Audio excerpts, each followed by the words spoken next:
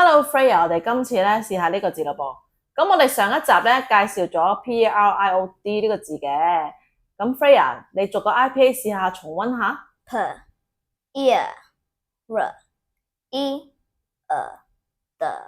成個字咧 period 係啦 period，佢中間咧紅色線間住嗰個 ear 係一個雙母音。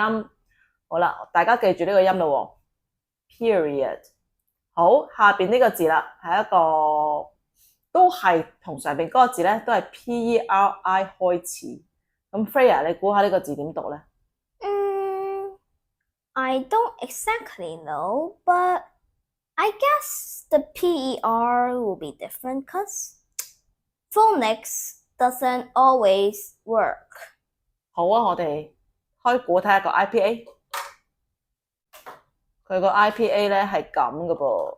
Freya，逐個字試下，喂，逐個 IPA 試下 ，sorry。O 係啦，最尾嗰個好似 L 咁樣嘅 IPA 咧係個 dark L 嚟嘅，前邊嗰個音一發完之後，條脷就向上捲，有一個咁樣嘅音，咁樣。好啦，成個字咧 Peril 係啊，呢個字讀 peril。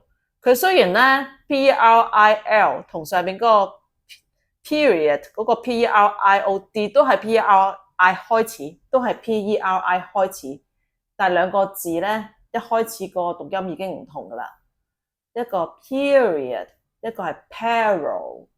所以咧遇到唔識嘅字咧，一定要查字典睇清楚個 IPA。我哋一齊聽下字典點樣讀 Peril.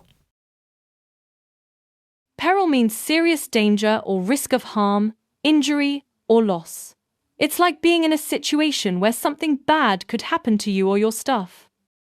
Peril 翻譯成中文是危險、危難或險境，意思是非常嚴重的危險或風險。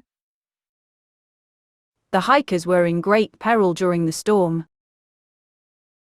登山客在暴風雨中處於極大的險境。They faced the peril of losing everything they owned. 他們面臨失去所有財產的危險。